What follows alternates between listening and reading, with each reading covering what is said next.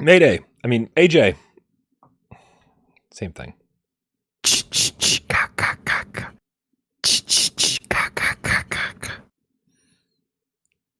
chi chi. Ka ka ka ka. I don't think that's how that's supposed to go. What is it? What's up, man? What is it really though? Remember, it's people. I always thought it was, but people say that it actually means something, like it stands for something, like they're actually saying something. Do you know what I'm talking about? Is this ringing a bell with anybody, or am I just Desi, Basara? I don't know, man. But I will know this Friday. You know why, Brian? What? Because it's Friday the 13th this Friday. Ooh. Wait, is it really Friday the 13th this Friday? That's fucking crazy. Yeah. I didn't know so that. as the tradition, I'm going to be, usually I do like a marathon of Friday the 13th movies. But this time I'm just sticking to one good one and one bad one. And I'm picking the Friday the 13th Part 4, the final chapter. Wait, was far from the final chapter. One of the Corey Feldman ones? That's the Corey Feldman and what the dad from Back to the Future, the guy, the crazy dude. Okay. Oh my God. I always know his name. Crispin Glover. Nice. And that's a really good one, actually. But then I'm also going to see one that I've never seen before.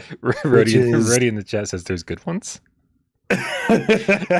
Dude, I really like Friday the 13th movies. I know they're not great, but I do love them. Which one haven't you seen before? How have you gotten to this point in your life and missed one?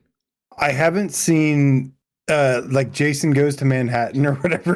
Jason Takes Manhattan, I think, is the first one I ever saw. I know it's one of the worst, but it's so bad that it's great. Yeah, that's what I've heard. So I'm watching the legit one, chapter 4, and then I'm watching Jason Takes Manhattan. There's fan ones too that have been made that are actually fucking better than any of the real ones. No, I didn't know that, but it wouldn't surprise me. I saw Darth Vader in the chat. Darth, hook us up, man. What's the name of the fan made movie that you sent me a link to like 2 years ago? It was Jason X. That seems like a fan made movie. It does. It seems like a fan movie that never should have been made. It should have been like a YouTube short. For real. Okay, I think Darth Vader hopefully has us covered on this one. All right, man. Let's start the show. We got a lot to talk about. Let's go. Yes.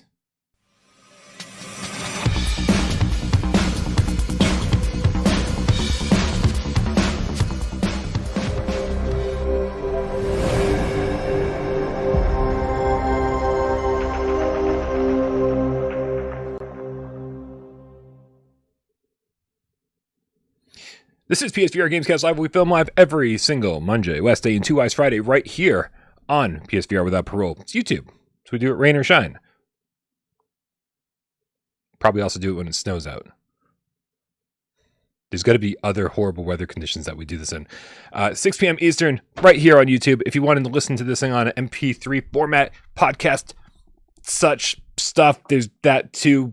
You'll figure it out. My name is Brian Paul from this channel right here, PSVR without parole, and this gentleman over here with some very broad-looking shoulders, AJ. It's AJ from the underground. What is up, Brian? What is up, Gamecats and everyone else tuning in from their mini disc player? What is up, man? Remember that thing? When you said MP3s, for some reason, mini disc player popped in my head. I don't know why. That's cool. But I remember listening to like Goldfinger and like Cake and on one. That doesn't date this conversation at all. Anyways, what is up, man? We know that Mondays usually suck. Yes, it's true, but this is Spooktober, spooky season, Brian. I don't know why I keep saying Spooktober, but I don't like it. It's like when people say Friday. I fucking hate people that say Friday. Don't ever say Friday around me, okay? Don't ever. No. Absolutely. If you're the type of person that says Friday, by all means say it around us so we can block you. Because there's nothing you're going to say after that we're going to be happy with. Right. I see what you did there. Very nice. Well, Mondays usually suck, Brian, but we are here to ensure their Mondays suck.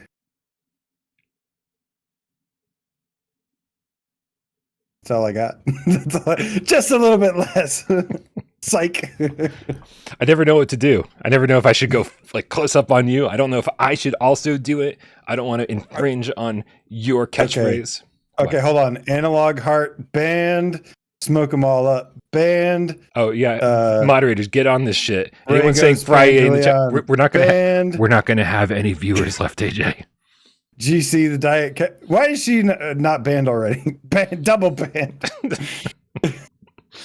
Yeah. Get in my belly. The game Psycho. Wow, that's quite the name change. With a $10 tip says ready for Mondays to suck. Just a little bit less. Let's go, baby. Gamecat Wilkins is way more chill than you are, AJ. He says just a little bit less. He doesn't have to scream it into the microphone and distort everything and hurt everybody's ears. He's cool just sitting back and saying, make my Monday suck a little bit less. Right. We also got Darth Vader the Game Cat with the $20 tip. Dude, save your money. You got a Spider-Man 2 to buy. Because was originally going to be Kiki Mama, which is short for kill for mommy. That's what I was thinking of. But it was changed to what we know now. Jason Voorhees is so awesome. Sleeping Bag Kill is the best. Sleeping Bag Kill is pretty good. Never Hike Alone. That's the one. Definitely, if you want to watch a quality Friday the 13th movie that has literally nothing to do with the series by filmmakers who actually know what they're doing and how to make things visually interesting and actually suspenseful, Never Hike Alone is one of the greatest fan films I've ever seen for anything. Highly recommended. I've made a note of that. I need plenty of stuff to watch for this month. Haven't you seen anything good lately, AJ? Why? I'm so glad you asked, Brian. Yeah, I watched Talk to Me, which you recommended, and it was awesome. It was really good.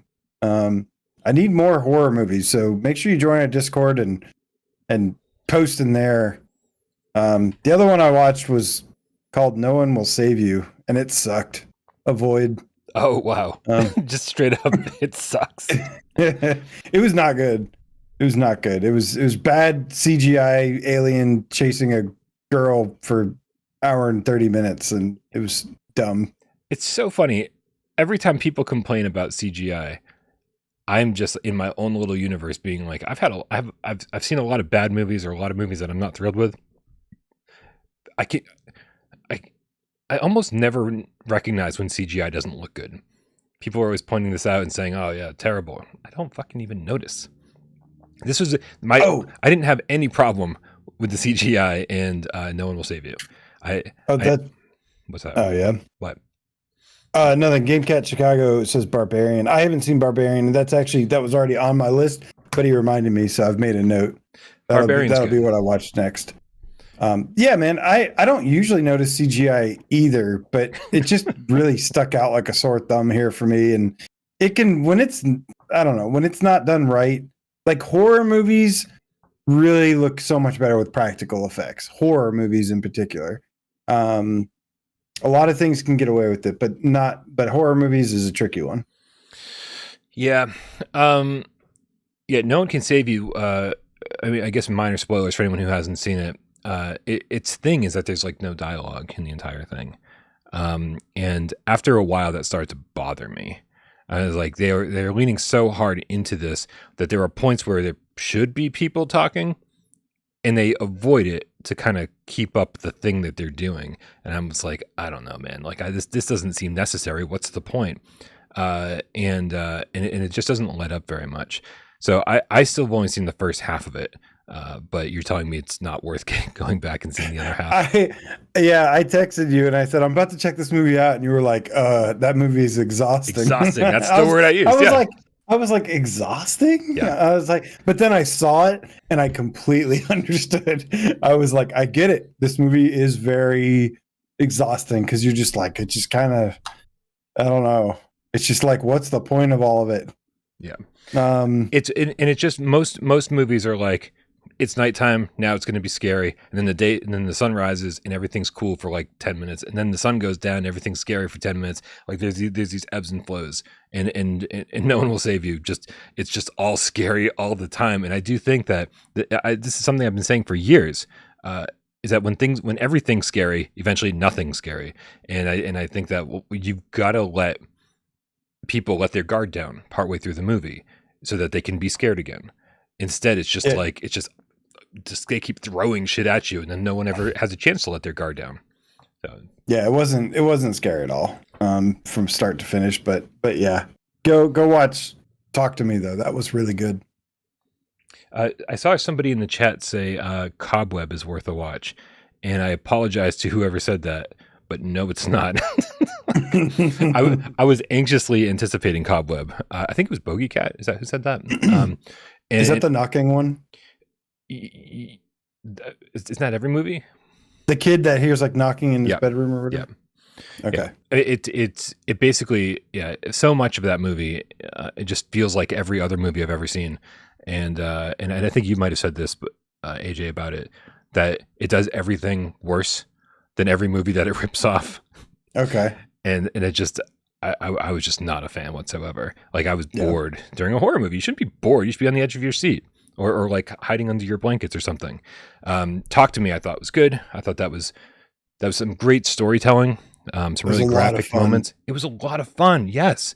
It wasn't super scary, but I think it was a good time. Yeah. Really good time. Funky Sloth is asking, am I getting a Quest 3? Dude, I got rid of my Quest 2. And the plan was, I'll get a Quest 3 when it comes around. You know, I always want to see what other headsets are doing. I always want to make sure I have access to all the games I want to play, because I'm not interested in console wars. I'm a Sony fanboy for a reason. It's not because I like console wars. I'm a Sony fanboy because I love Sony games. I feel like they were always delivering the shit that I want. But I always want to be able to play everything. And so there have been generations where I've also got an Xbox, where I've also got a Nintendo console, I've got a Switch. But so far nothing that Meta is showing me is anything I'm interested in. So I will wait. And just like the Quest 2, I'm sure I'll pick one up down the line. But no interest in picking one up early. What about you, AJ? Any interest in a Quest 3? Nope. No, pretty much for the same reason you said. I'm not anti anything else. In fact, I want the Quest 3 to succeed.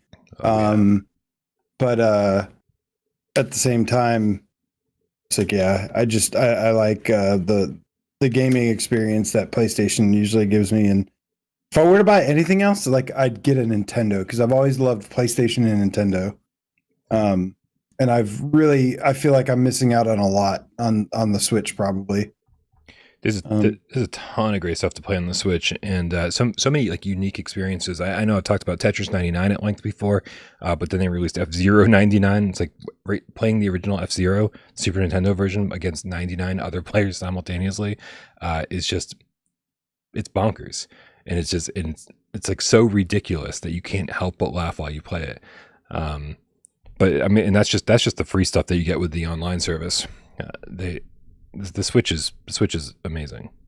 It's been a great, I'm going to take this game to bed system for the last 7 years. It's been out forever. Yeah. So holding off for a Switch 2, I'm assuming, huh? No, I've got so much to play with PSVR. There's a lot. I haven't even gotten through my PSVR 2 catalog yet, so I've got plenty to do. And there's more games incoming. Heard. Absolutely. All right, man. Well, since you brought it up, and since I have some copying and pasting to do, let me ask you this before we even really start the show. One of the questions I posed this question in the headline of the show and on the thumbnail, and that is this month, is October, the month that we're in, is this the best month that VR has ever had? And I know there's a lot of ways to kind of dismantle that or take it down or dissect the question and try to answer it in all sorts of different ways. But the question I'm asking is, based on the lineup that we see coming, we see titles like Vertigo. We see titles from companies like Archiac that we trust, during the Foundation. We've got Ghostbusters, the multiplayer game. We've got the spookier version of that, Phasmophobia. I mean, like, if you're a PSVR2 gamer, it's hard to not look at this release calendar for the next 22 days and not think, holy shit, dude, we are eating good.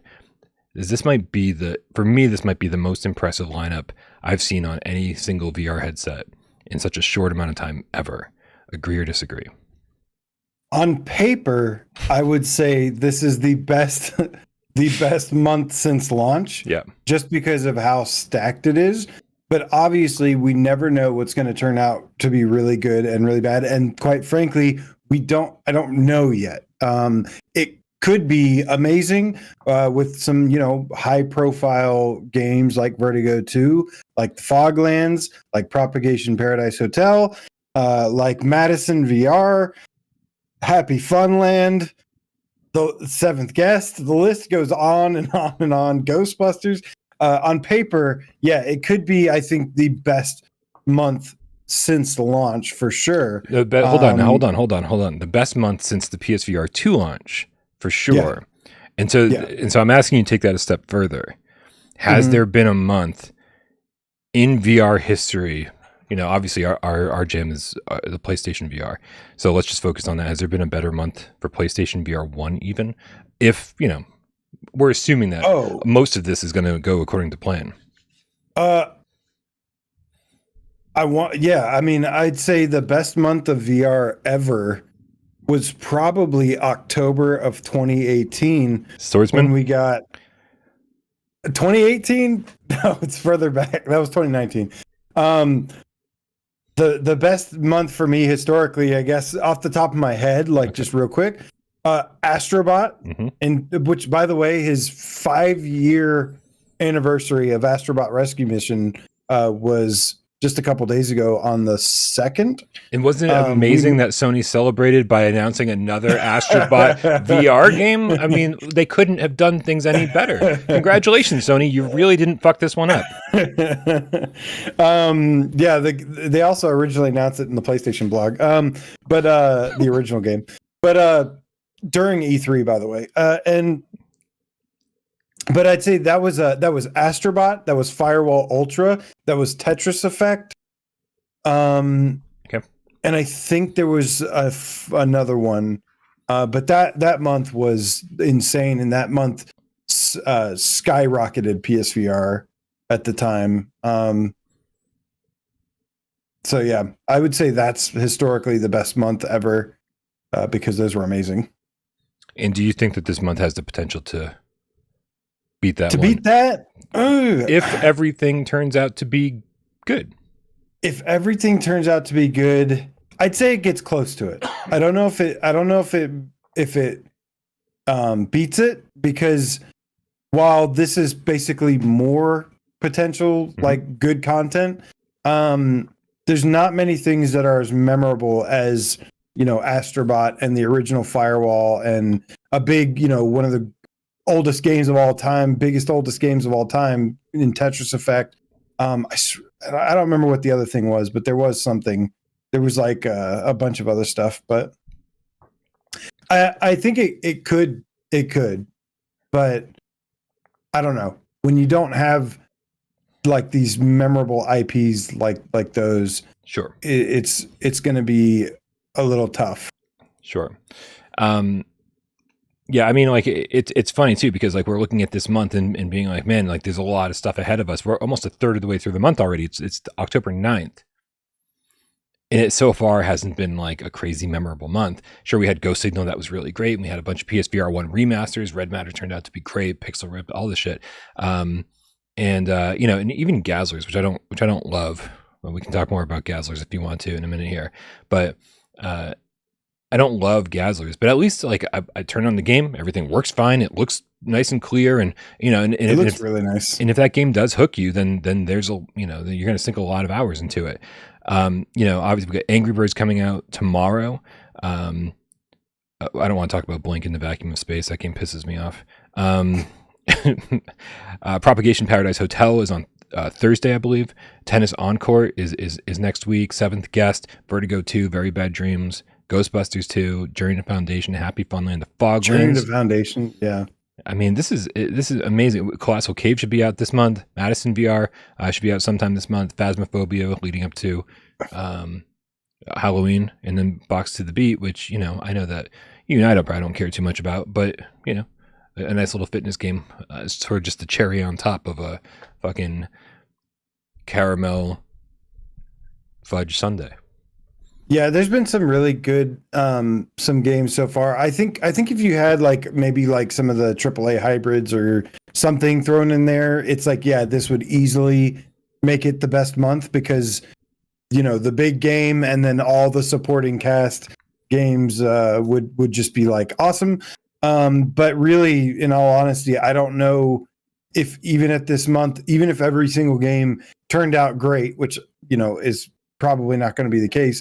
I still think it's like, sadly, it's not going to compete with like just even Resident Evil Village and Gran Turismo 7 together in the same month, Brian. Yeah. like that's ridiculous. That's unheard of. Like a real published, like Capcom published, Polyphony Digital published version of those games. But yeah, this month has been off to a really good start overall. Obviously most games have been good. You mentioned Gazzlers is, I mean, that's a game I really didn't care about. And then I played it and I'm like, holy crap, like this is actually really, really good. It's really well designed. It's really fun. It has, it's basically an arcade roguelike. Like it's basically an arcade game with a progression system. And so it makes you keep wanting to play over and over and over and over and get further and further. And then you get the leaderboards and stuff, and it looks fantastic. It's got great sound design, great art style, great little mechanics, great attention to detail. It's not just like this very, you know, just boring, simple wave shooter. There's actually a lot of little details that I really like. And yeah, man, don't sleep on Gazzlers. Like, especially if it gets like a sale price or something. If you're not interested now, definitely check it out when it's on sale, because holy shit, big, so probably one of the bigger surprises for me so far. Yeah, I actually went on quite a journey with Gazzlers. I started off and I was like, oh wow, this is really good. Like I really enjoyed my first hour or so with it. And I think you're right. It does look good to a certain extent. I mean, I think when we start up a game and it just looks crystal clear, we all breathe a certain sigh of relief on PSVR2, because we're like, oh good, they didn't fucking rush this, and you know they waited to make sure that it looks good, because this game did not release on PSVR2 alongside Quest and PC. They said we need a couple more days, we need another week, and they waited and got the shit fixed.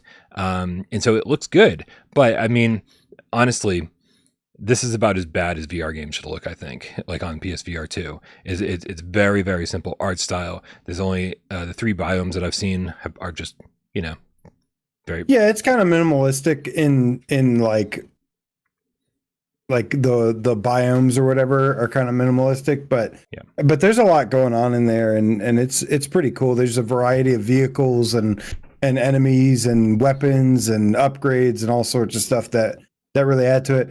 Now, like, you know, this game, again, it's kind of like, I appreciate it for what it is.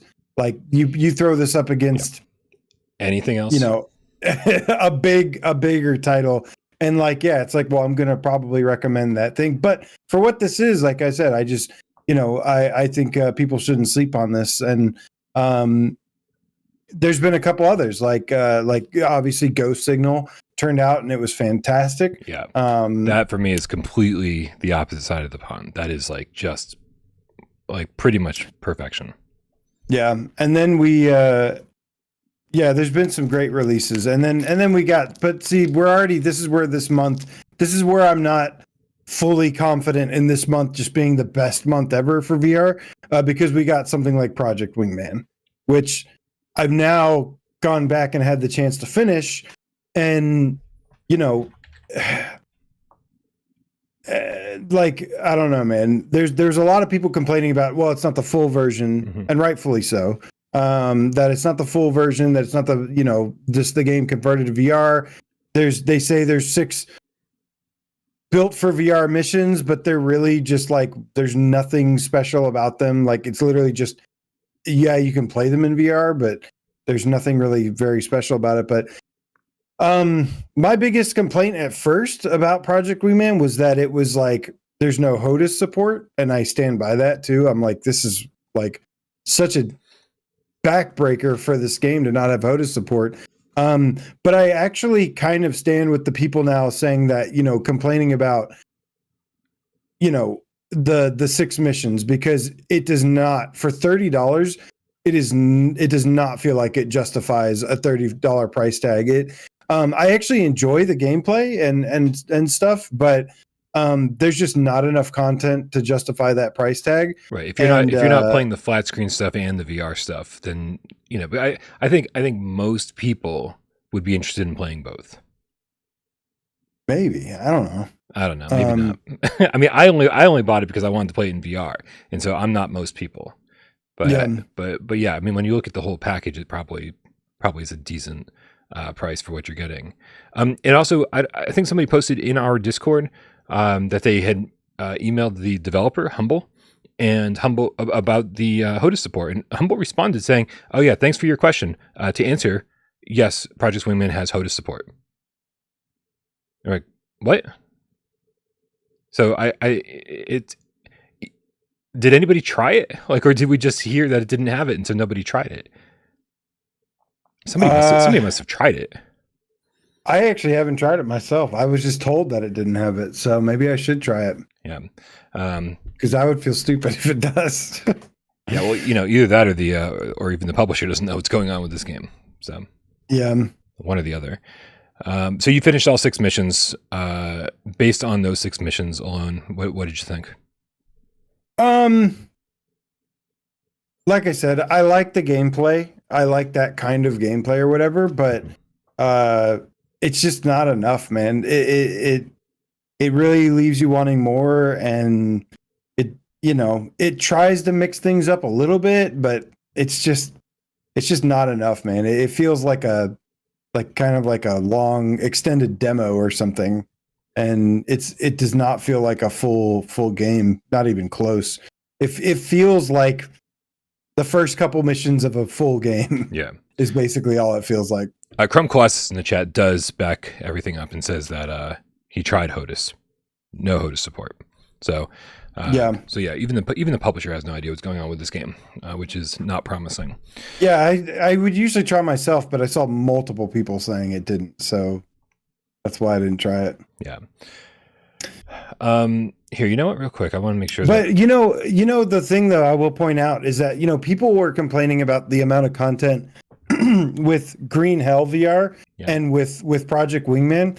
I will say with Green Hell, at least it felt like a full game. Like it felt like there's enough content to justify. Yes, could it be better if it was the PC version? Of course, or the full flat version converted to VR? Absolutely. But I will say, like, to its credit, that at least feels like a full game experience, like worthy of the price tag. Once it gets, once it gets the graphics update and everything, like that's going to be pretty cool. Despite it, still not being missing some things, but yeah, the same cannot be said for Project Wingman. I mean, absolutely not. Comparing those two, I first of all, I 100% agree with you, and second of all, it's sort of the everything's okay if you don't know what you're missing theory. Because that does make a difference for sure. When you go into Green Hell VR blind and you've you don't know what's going on in PC and you haven't read reviews of anything else, and you just you bought it because it's a game that you're interested in, and you play through it, you're like, wow, that was fucking really good. And you don't know what you're missing. With Project Wingman, you go in and you immediately know what you're missing because the campaign isn't playable in VR. You try, nothing happens. So sometimes ignorance is bliss. Here, I'm going to skip around on these tips because Super Cool Video Bro has one that's relevant to our topic, and that is a $2 tip. He says, AJ, is Ace Combat 7 on PSVR better than Wingman? Oh, yeah. Oh, yeah. I still got like 15 hours out of Ace Combat 7, and this it supposedly has like twice the amount of levels, which it does, but it's not as fun or polished or as fun to replay. It's not even close. The 3 missions in Ace Combat 7 absolutely obliterate Project Wingman. All right, let's get caught up on these tips now. Super cool video, bro, with a $2 tip says played VR online for the first time. Thanks for the Sunday multiplayer. That's nice. Awesome to hear. Yeah, you must have gotten to play some Walkabout yesterday. It's crazy. I keep hearing, I think a lot of VR gamers tend to skew a little bit older, and so they tend, multiplayer is just something that, like, growing up and playing a lot of single player games, sometimes that shit gets by you. Excuse me. So you might be reluctant to jump in to a multiplayer game in VR, especially since there's something more personal. I don't know if you agree with this, AJ, but there's something more personal about playing a VR game in multiplayer. It does feel like you're standing next to a bunch of other people rather than just like seeing them 6 feet across the room on your screen. So I get the hesitation to jump into multiplayer in VR. But again, if anybody doesn't know, this is the greatest community of all fucking time. I'm not a big fan of the internet at large, but our community is amazing. And so if you want to jump in and do some multiplayer with people who will not, I don't know, be fucking racist and homophobic to you, then join our Discord. Click the link in the description and come join us, because every Sunday we pick a game and we play it together. It's a lot of fun. Glad to see you made it. Super cool video, bro. Macho, the real estate procrastinating Gamecat with a $2 tip. There it is. I envy gunman contracts. Why no PSVR2? I don't know what gunman contracts is. I've got too much PSVR2 stuff to play to look outside of my bubble right now. I will Google that though and figure out what's going on. Elephant Trap with the €2 says happy birthday to me. The 7th guest, a sleeper hit? ? Happy birthday to you. Are you looking at last week's tips? No, we're almost caught up. We've only got one more, and then we'll be completely caught up. Yeah, I don't know. I hope the 7th guest is really good. Yeah, it seems like there's going to be review keys for it, which is a good sign. It seems like it. I mean, it doesn't guarantee it's going to be good, but right. I sure as hell feel a lot better about games that are going to be providing review keys than games that don't. Like, because every single game that doesn't, it's like there's a reason. I mean, yeah, that was something I couldn't fully get behind. That it almost felt conspiratorial, like a conspiracy theory. That like, oh, if you don't get keys, it's probably gonna be bad. But man, not anymore. It does seem to keep happening constantly. There's always something that they're hiding. Fool me once, it's one of those things. Fool me once. I just can't get fooled again.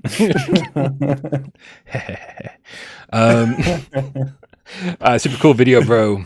Nope, that's the one we already did. Mikey D, Cosmo VR Gamecat with $5 tips. It's not a huge horror fan, but I am excited about Journey to Foundation. I hope it delivers.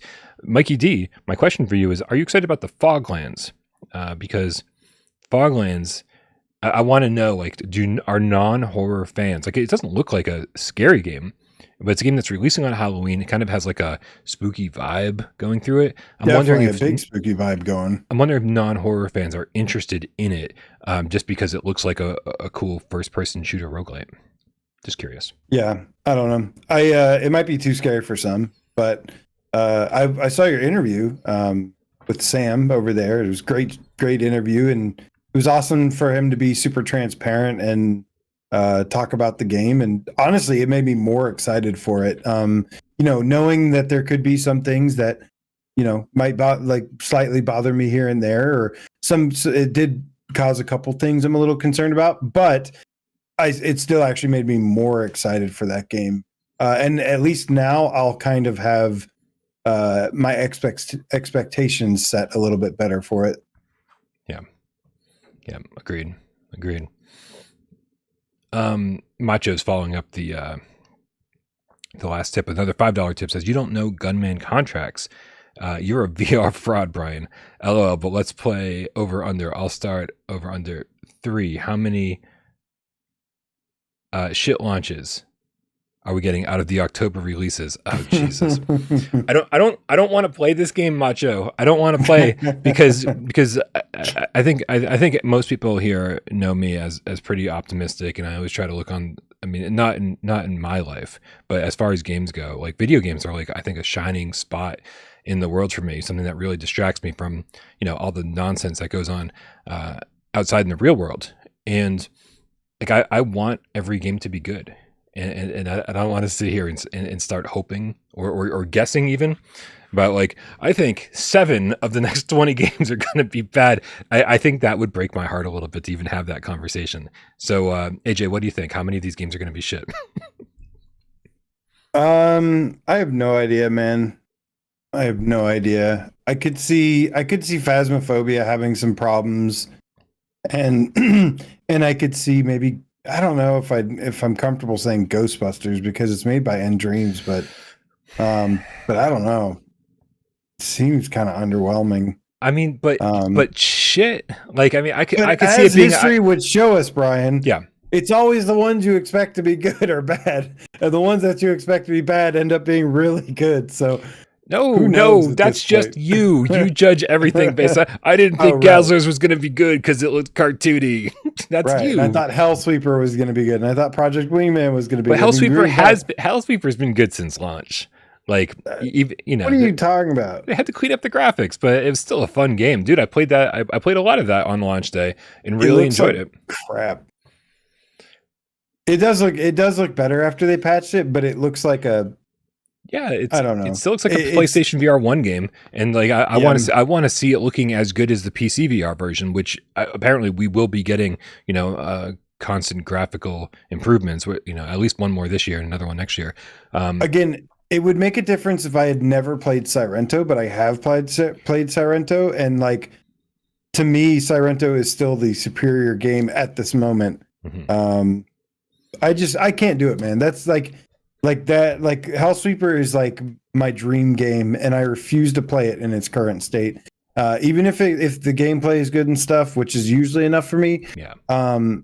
I care too much about this game to have to not have the full like experience that it was intended to be, and it might end up being my favorite game of all time. But for right now, it can go fuck itself. I mean, that's fine. Like, I mean, I'm absolutely not going to object to playing the games that that actually release in a decent state and giving the attention to the games that deserve it. We sit here 3 times a week and tell people not to waste your money on shit. So I am 100% with you. I just want a next gen experience, man. I don't want a last gen experience. Yeah. Miles Dyer in the chat, level 2 membership, says Puzzling Places co-op drops tomorrow. Hooray. That's cool. It's been a while since I dropped into Puzzling Places. I don't even think I've found time to check out the PSVR2 version yet, but I absolutely love that game on PSVR 1. Great way to waste hours and hours and hours. And if you can waste hours with a friend, even fucking better. Get in My Belly, Gamecat Psycho. Nope. Get in My Belly, the game Psycho. Would have been better if it was the Gamecat Psycho, let's be honest. Wilkins with the $10 tip says, I'm not a huge horror fan, but I'm very excited about Foglands. That's cool. Cool. Again, but are you afraid of horror games? Horror theme, it's like I don't think if it's actually scary, I'll be surprised. I don't think that's what it's going for. So, but Sam really went hard on the whole saying it'll have like quite a bit of narrative, and so I'm curious to know if there's anything I'm going to even be interested in taking in. Or if it's going to be stuff that I'm like just jamming on the X button and be like, can you fucking stop talking to me, please? Yeah, not as much as the Journey to Foundation people are going in on the narrative thing. They said, I think, what did they tweeted earlier. They said some big words, Brian. They said some big... Let me guess. It's like Half-Life Alyx. Everybody's saying that about their game now. There is no, this is the Journey to Foundation Twitter from 2 hours ago. They said there is no VR experience with the depth of story that we are delivering. This is their quote, I guess. We are less than 1 month away from release, and we can't wait for you all to get to know our characters and hear about where your choices will take you. So, them some fighting words, Brian. Listen, Listen, I truly think this is going to be a good game. I wish Archaeac would stop talking about it. like I just Why? They need to promote them. Yeah, promote it with one good trailer and push that trailer for the rest of the month. Like I don't want to know anything more about this. They keep doing devlogs, like talking about their characters and showing more gameplay. And it's like, you know what? People are either going to buy it or they're not at this point. And it's like, and all you're going to do is ruin it for the people who are going to buy it. I think that's where we're at. Is that you just keep this is like a trailer that goes on for 7 minutes and tells the entire story of the movie. It's like, we've seen enough. You've sold us. Yeah, you definitely don't want to give away too much. I know what you mean. Right. I don't think they've gone that far because they really just gave us. They've been doing it pretty smart. I think they've been doing kind of like drip feed versus like, oh, here's everything, and then let's tell you about less. They've just kind of been slowly rolling it out. Yeah. Really hope it turns out to be good. We haven't seen an original IP from them since Freediver, and that was fucking 4 years ago. Which makes me really think. And I'll put a pizza bet on this. I don't 100% believe this, but I think it's fun to place pizza bets. So I'm going to place a random pizza bet with nothing to back it up, and say this is going to be a 3-hour game that has replayability. That you can go play that 3 hours however you want to over and over. But I still think the core campaign is going to be like super short, 3, maybe 4 hours. Oh yeah. That's I was expecting 3 to 5 hours. Okay. So no one's taking my pizza bet. No, because that's what I thought initially. Okay. Emily Baxter, hashtag the cartoony witch game kit in the chat says, bring Visage to VR. Oh, after my own heart. Visage is something that was supposed to come to PlayStation VR 1. That was part of their Kickstarter campaign. And holy shit, dude, like they need to make good on that. This was like when PT was canceled. So many developers went hard on being like, we're making a horror game that's like PT. And there was like 5 of them that all used the same type of marketing. It was like Visage, it was Allison Road. There was so many of them. I don't even know what happened to most of them. But Visage actually came out, and we never got the PSVR version.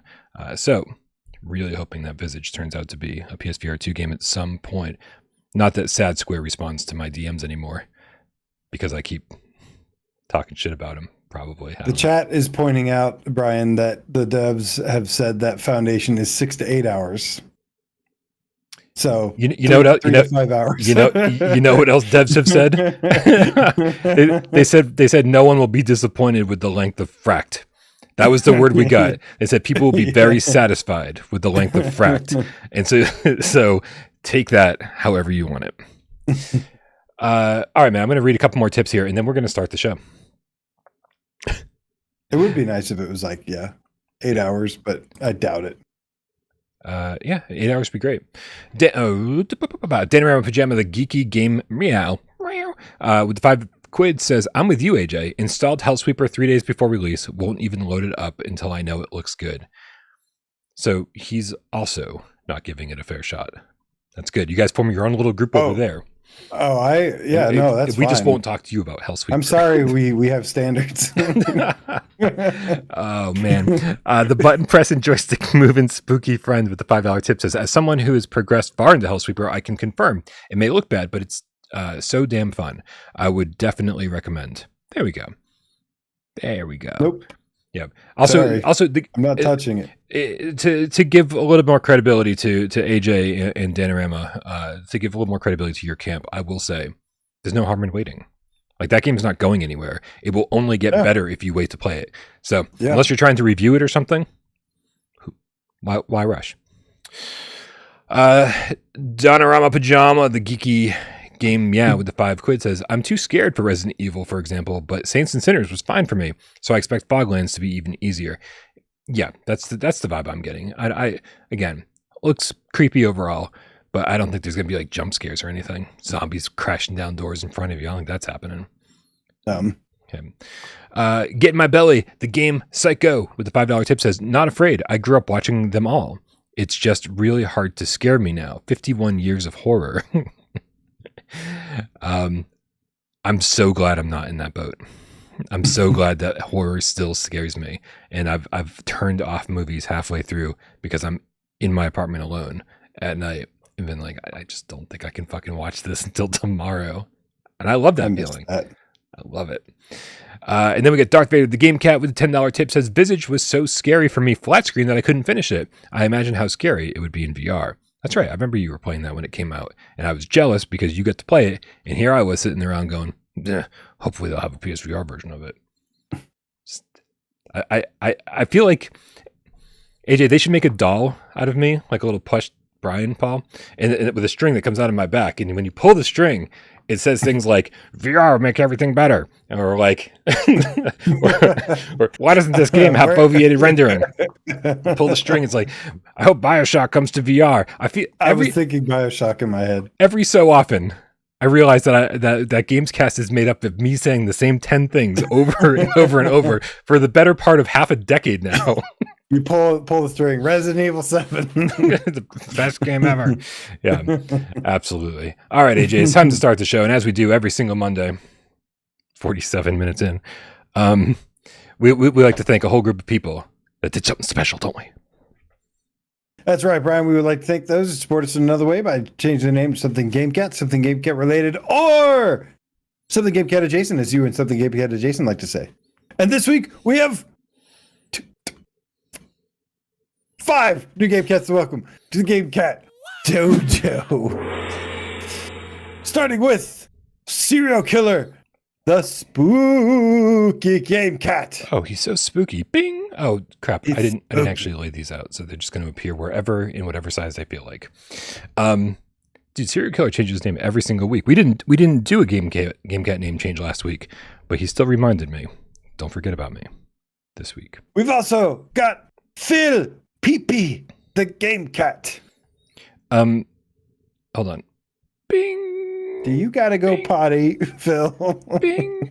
So I definitely would have said, oh, huh. It is spelled Pee-Pee. I mean, his comment when he put hashtag Gamecat was it's pronounced Pee-Pee, but I could have sworn it was P-E-P-E. So like I would have said Pepe. But Pepe. It's Phil Pee-Pee. Pepe.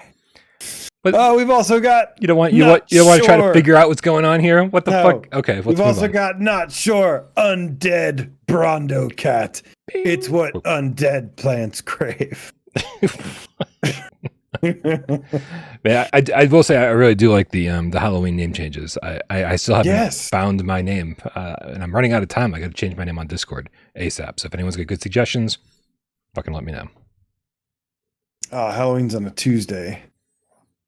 I wonder if the sexy podcast Skeleton Panda will make a return this year. We've also got PSVR and Quill the Gamecat. Shout out to Quill. Bing. Shout out to Moss. Moss is a great game. Make sure you go play it. PSVR and Quill the Gamecat. It's very specific. This person wants to make sure that they're not like, I'm not talking about those games on Quest. There's only one place to play Moss games, and it's over here on PSVR. That's right. Finally, last but certainly not least, we've got Trash Kid Gamecat 125 virtual fucking reality. Bing. Oh, VFR. Right on. That's great. Is that a picture? Is that a picture of Jesus in his profile picture? I don't know. I don't have that. I know. I don't equip you to answer such questions. So we're gonna zoom in real quick.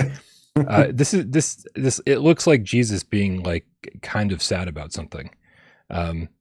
What did you do to make Jesus sad, Trash Kid? Jesus, he's so sad. Okay. Guys, if you change your name to Gamecat because you love us almost as much as we love you, make sure under any of my videos you put hashtag Gamecat so I can find you and give you a shout out on next week's episode. Thank you to everybody, all the new members of the Gamecat Dojo. We'll get more tips. Guys, we did say we were going to make this in a viewer. Hold on. Jesus is still on the screen.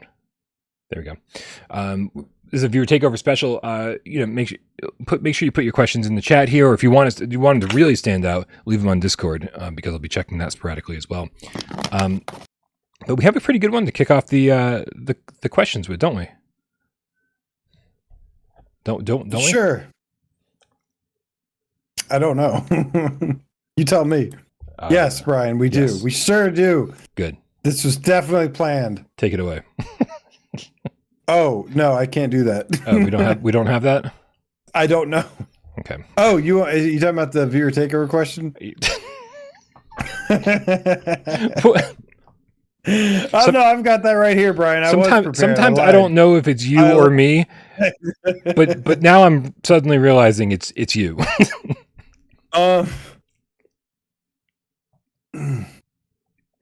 This is going well. Oh, okay, here we go. This is Kalakapipe. That says hashtag viewer takeover in the Discord like a pro. Concerning Resident Evil Village not being on VR sales charts, why didn't Capcom or Sony report the amount of downloads to the VR add-on? Seems doable considering it's a totally separate item in the store, not like games like Humanity or Thumper that have a VR option as a vanilla toggle. Yeah, I mean, why do you think that is? Obviously, it seems like this would be the perfect solution. Say, oh, only VR players are downloading the patch, downloading the separate file from the PlayStation Store. These numbers are easy to track. Why wouldn't they do that? Because Sony's bad at marketing, Brian. Okay. Well, honestly, tell me more, AJ. I mean, I would like to see this because I'd be curious to see, would it just be like Resident Evil, Gran Turismo, and No Man's Sky at the top 3 every single month? I mean, it would get kind of boring because they'd probably be there constantly. But it's not boring seeing Job Sim and Beat Saber there constantly. True. Yep. This is a way for the PlayStation VR2 sales charts to differentiate themselves from all the other VR sales charts out there, saying, yeah, okay, Beat Saber is ubiquitous across all VR platforms. It's always the number one seller. Job Sim's always there. This game's always there. Swordsman's always there. Whatever. But then it would be amazing to actually, see Gran Turismo 7 and Resident Evil Village there on top of the sales charts to say, and this is why PSVR2 is different, because we do have these AAA games and they are selling really, really well. I do think that Village would be at the top of every single PSVR2 sales chart if they use those metrics of the patch that was downloaded, because I mean, there are very few people out there who didn't buy Village on the flat screen. It sold really fucking well. And I think for a lot of people, this was one of the first games that they wanted to play on PlayStation VR 2. So they bought it leading up to launch. They bought it on a sale. They had already played it when it first came out. And then they were like, this is great. It's almost like a pack-in game for most people, because most people already own the game. And so I think it would blow away the rest of the titles on the list sales-wise. Well, and I think you actually just answered the question too, because it's not a separate VR add-on. I mean, it sounds easy. Like, yes, you can report numbers about how many people are playing the VR version of it. But that was a free patch to everybody that already owned the game. So if you were to count every download for every VR patch that happened, that would skew the numbers. That wouldn't be accurate. Well, but it wasn't a traditional patch. It didn't just automatically update. You had to purchase it for $0.00 on the PlayStation Store, and so those numbers are you sure easy. It wasn't just it was a separate download. And they're doing the same thing with Resident Evil 4, and so it's almost like, well, this is the perfect way to quantify how many people are going to be playing this on their PSVR 2. How many people are buying it for PSVR 2? Wow, I think it's still weird because because it's just a download. Like, it's not like anybody can go there and download it. It doesn't necessarily reflect sales or purchases. Who's going to up the size of their game on the hard drive for no reason whatsoever, because they're not getting a PSVR 2 headset? And also, on top of that, I think several people could. But on top of that, AJ, these are sales figures. These aren't who's playing the game. You know how many people have bought games like Hellsweeper and then never played them? So isn't that the same thing as people just being like, all right, well, I'll fucking download this. It's free. I'll buy it and download it. I'd say yes, but the problem is you're introducing you're making this accessible to the flat screen audience. So the people, which is far greater than the number of PSVR only players. So you can allow them, anybody with a PS5, which is many, many more, can just download this thing for free. Yep. They could. So, but again, who's going to make their file size bigger on their hard drive when they don't even have a PSVR 2 headset? Who's going to do that? I still think it can inaccurately represent the thing versus just the VR only thing. Sure. And I also and I'm going to bat for this, almost like devil's advocate, but as we know, this is a very rare way of making a flat screen game into VR. Very frequently, it's just an automatic patch that you don't have to purchase for free on the PlayStation Store. Gran Turismo was just a fucking update. I was going to say, and No Man's Sky too. So that's not a separate version. So right. And you so literally would only have this for Resident Evil Village. And so now you're conflating the results if you do it. Exactly. So Village will be on top of the sales charts every single month, but then people will be like, well, why isn't Gran Turismo there? Because of the way it was implemented. It's like that's suddenly really an unfair way to skew the results. So I think that's the reason, honestly, is because there's too many different ways to bring a game into VR, too many ways to update a game and make it VR, and that leads to just I guarantee you they could do it for Resident Evil 4 and 7, 8. I mean, and but since they can't do it for all the other games, then they're just not going to do it at all, which is really a shame.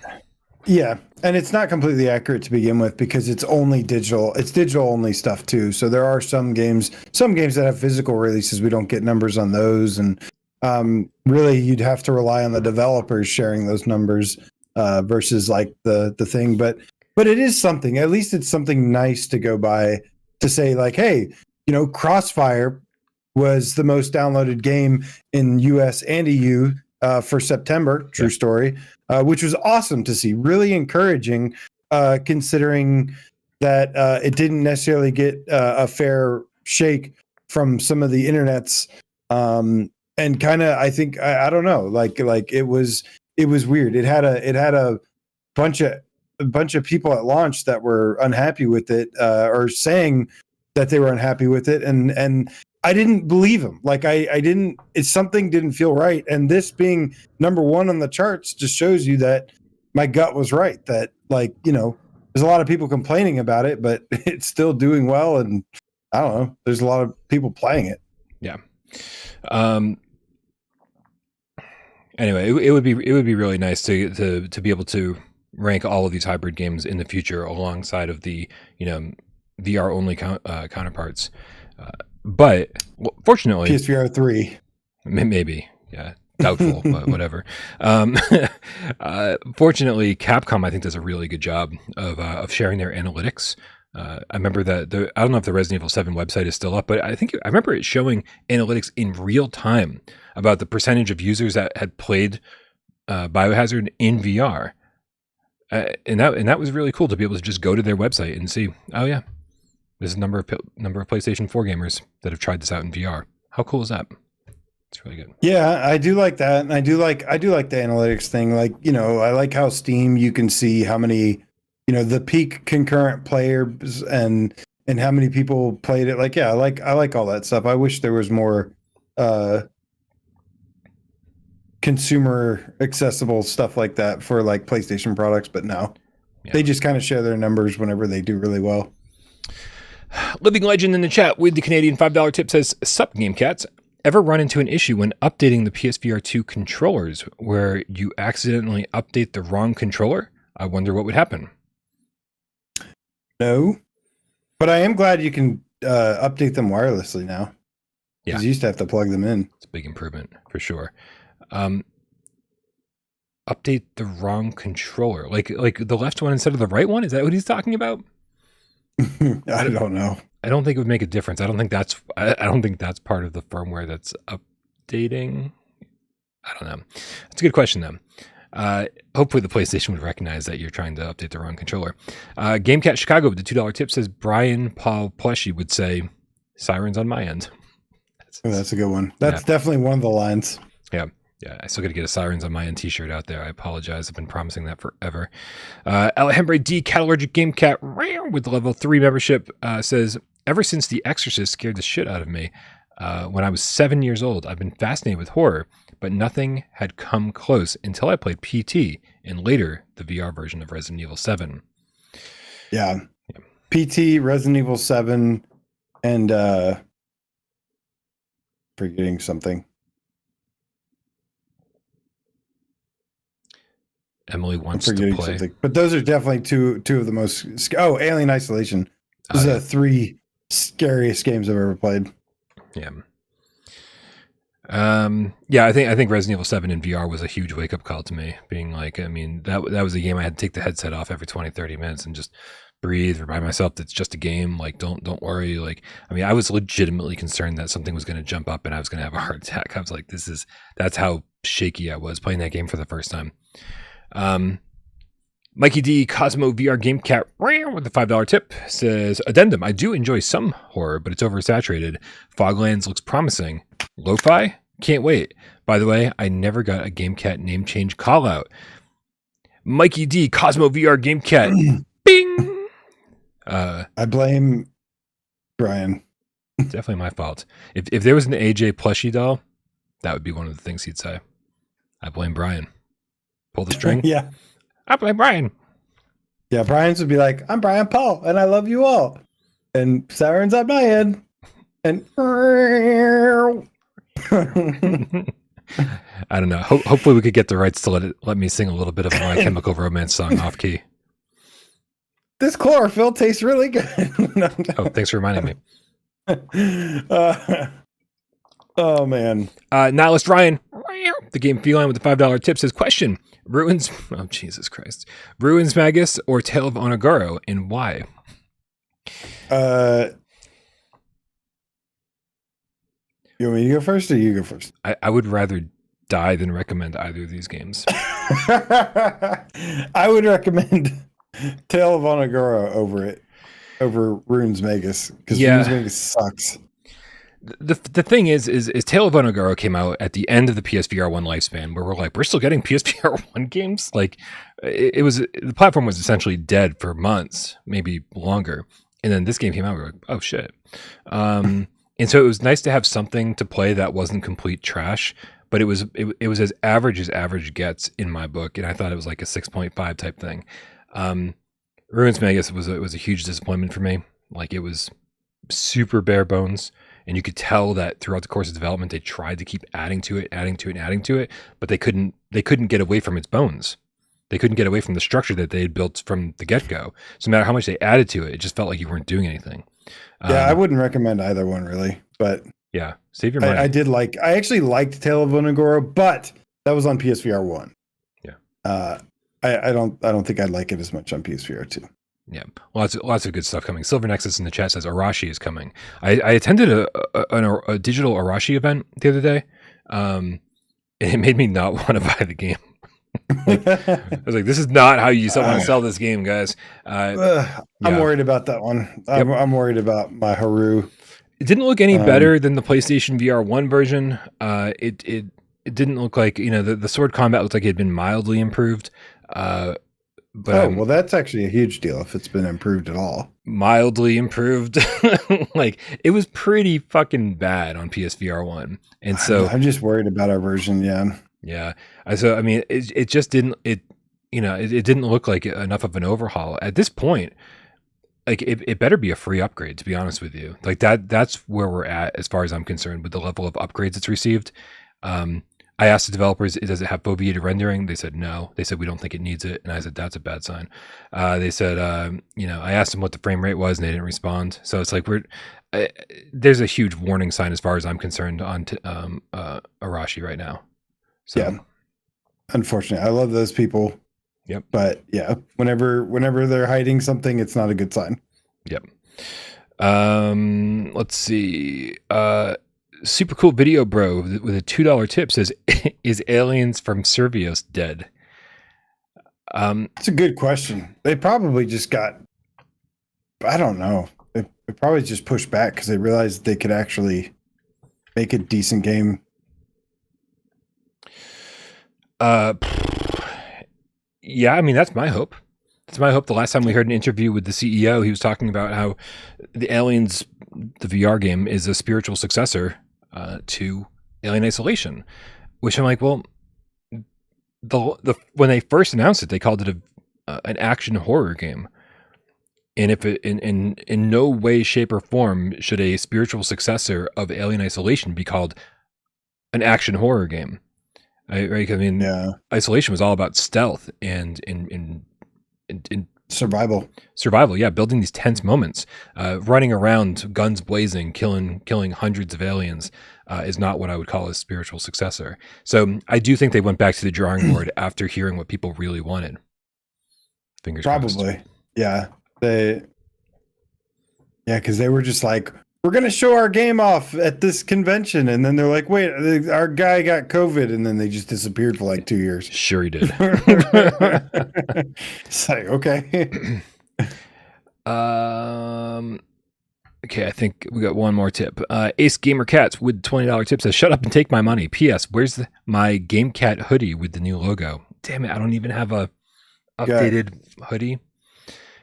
Streamlabs.com/PSVR underground. AJ will take your money. There's no non-profit merch, Brian. Non-profit merch, super cheap and really awesome hoodie. I highly recommend for when it gets cold. Yeah, dude, shit's so expensive on these platforms where you can create a merch store that I don't think I make more than like $1 maximum on any of the things that I sell. Because I would much rather you guys have it for cheap than and more people be able to buy them than for me to make $4, $5, $6, $7, $8, $9, $10 on each one. Yeah, I make $0 on this, but I just think it's really awesome and it's really comfortable and really cheap. Living Legend with the Canadian $5 tip says, is Waltz of the Wizard a must-buy on PlayStation VR2? Can anyone confirm if it's 4K 90 FPS, no reprojection? Must-buy, no. Yeah. Unless it's on sale. I think once it goes on sale, especially a deep sale, I think it's kind of a must-buy. Yeah. We were talking about Waltz of the Wizard recently. Yeah. You and I. We were saying that, it's the kind of game where, it's fun to stream. It's a really good, showcase title, like a social game where if you have people in a room gathered around the TV watching somebody play, it's good for that. But playing it by yourself, alone, seems like it'd be really boring. It definitely takes some of the magic away from the experience when you're just playing it by yourself. I played the original Waltz of the Wizard by myself, reviewed it as a single player game, and it was all right. If you're into that kind of thing where you like to use a game as a sandbox and explore what it can do, there's a lot of things that you can do here, and it's fun to kind of dick around in it. I do feel like this game would benefit a lot from multiplayer, and what I mean is online, 2 people in VR multiplayer, not on the couch asynchronous. Because you want to see your friends be casting magic and being like, hey, look what I can do. Have you ever seen somebody do this in this game and go through these dungeons together and all that. I haven't checked out all the new content yet though, so there is that. Same. I haven't seen the multiplayer yet, so I haven't even tried that yet, which could be good. True. I haven't given a fair enough shake. If you don't see a review for it on the channel, then that means I haven't gotten to the point where I'm comfortable reviewing it. So anything's possible. Also, to the second half of his question is can anyone confirm if it's 4K 90 FPS, no reprojection? It's unless you talk to the developers and say, hey, what is this running at? Very frequently, it's hard to know. Fortunately,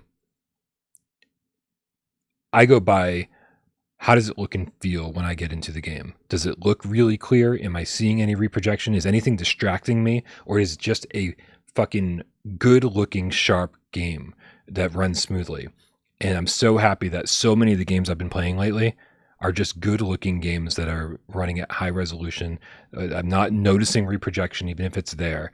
I think very frequently, and I'm not talking about you specifically, Living Legend. I'm talking about, it's sometimes the internet at large, gamers in general, can get too caught up in buzzwords and, oh, this is only running at this frames per second instead of this frames per second. The fact is, if you get in there and you play and you're like, I'm not paying attention to the frame rate, that means they've done something good. And that's kind of where I stand on these things. Grandpa Barbecuer, the Game Cat with the Australian $10 tip, says, I keep seeing conjecture that Nintendo is considering re-entering the VR space. Imagine the Switch 2 screen removing the Joy-Cons from the side, and then the slots and then the screen slots into a VR headset. This is something that Wes and I talked about. I don't know if it was at length, but we definitely had a conversation about this on a recent GAMESCAST. And it is sort of crazy how what would be considered outlandish rumors seem to keep getting more and more traction. And, Wes specifically had a source that like all but confirmed it. And so it's, I guess, possible, but I don't know. Like AJ, if Nintendo was making a VR headset, if they were getting back into the VR space, I would say back into it as if the Virtual Boy really counted for something, or even Labo counted for something, but it doesn't. They're getting back into the VR space. Do you think that they would release the Switch 2 and then also this other thing, or do you think it would be some kind of like all-in-one, play it in VR, don't play it in VR, totally your call device? I don't know. I think it'd maybe just be like an accessory that hooks to the Switch, like a headset where you put the Switch into it. Yeah. And then use the Joy-Cons. Yeah. I mean, to me, that makes sense because Nintendo abandoned their having a traditional console to make sure that the Switch succeeded. Their console business wasn't doing great, and their portable business was doing fucking awesome. And so they just smashed the two together to make sure that their next gen thing was going to be a success. I don't see the problem with VR is that it's so small that a company like Nintendo, who's already had weird setbacks with the N64, the Wii U, why would they get into something that's still so very small? They want to make sure that their next system is a massive success. So it's got to be something that Ian Stanbridge in the chat says Labo was the best, Brian. I demand an apology. Yeah, it's got to be something that, for me, I don't think there's going to be a standalone headset. I think that Grandpa's Barbecuer is probably on something. You slide the Switch in. That's how it works. Gary Smith says he doesn't like the teleportation in Waltz of the Wizard. There's full locomotion and smooth turning, just in case you didn't know. Yep. You just got to go into the settings and change it. Move Master Mick, the esports commentator for hire. Oh, for hire. Hold on. Do I have a deal for you? Because I'm hiring, but you're all just fucking lifelong interns that don't get paid shit. PSVR2 versus Quest 3. He writes with his level 2 membership. PSVR2 versus Quest 3. Who's going to be the Christmas 2023 winner? Also, only 500 subs off from the 100K. Okay, so it's scary that we're going to hit 100,000 subscribers soon. Thank you to all of you out there. This is absolutely insane. 8-9 years ago when I started the channel, never would have thought that I get to do this full time or that the channel would ever get this big. Never. So you guys are fucking amazing. Also, I have a great video planned for the 100K celebration, which is probably going to happen around the 105K mark because there's just too much shit to do this month and for the rest of the year. I just started today talking about the PSVR award show, which is like a whole month of work that I don't know when I'm going to find time for. And so the award show is going to be a big deal this year or early next year, whenever we figure out the date. But anyway, enough about the 100,000 subscribers. AJ, who's going to win the Christmas 2023 VR Wars? PSVR 2 or Quest 3? Probably Quest 3 because Sony sucks at marketing and Meta is really aggressive about it. Yeah, Meta's got like just an infinite amount of fuck you money where they can advertise anything they want to, as much as they want to. It doesn't matter. Jim Ryan's on his way out. Like they're not. I don't know. They're not going to do anything big push. They're going back into the workshop and getting ready to kick off this gen again, hopefully properly. Who's this? Sony. Yeah. Like Jim Ryan's retiring in March. There's going to be new leadership. There's going to be lots of changes happening. They're going to be a mess for a little bit, for at least several months. And then hopefully things will start to come together better. I mean, I do, without the same thing happened with PlayStation 4. So this is unprecedented, but I do feel like the first, couple years of PlayStation 4 went by with very few first party exclusives or even major third party exclusives. And so here we are with PlayStation 5. We're entering our third year, is it? And the 20 plus first party studios still haven't really revealed what they're working on. Even the ones that have, we've seen like CGI trailers. And so there's so much being worked on behind the scenes that at some point the floodgates have to start opening. And I don't know, man. I'm not confident that many of I mean, there might be a couple VR titles, but at this point, you were talking about like the relaunch. I was talking about like Sony PlayStation as a whole. So, okay. Yeah. And I do think that at least a few of those 20 plus studios are working on whether unlikely that they're VR exclusive games, but at least a couple of them will be hybrid games. Yeah, for sure. If we're lucky. Yeah. But it's actually the complete opposite of the PS4. Like you said, they didn't launch with like a bunch of exclusives. They didn't, but their marketing was like at its peak with PS4. Like PS4 was peak Sony marketing. And that's why they sold 110, 120 million PS4s is because of that marketing. Even if they didn't have the games, this has been the opposite. This is like, they have games, they have the great hardware, and they just suck at marketing. And so, the marketing is almost more important than the product being good, because if what good as Quest 2 has taught us. Yeah, I mean that's what I'm saying is like, and I mean that like, from a business perspective, like what good is a great product if nobody knows about it, or if nobody understands what makes it great, Yeah.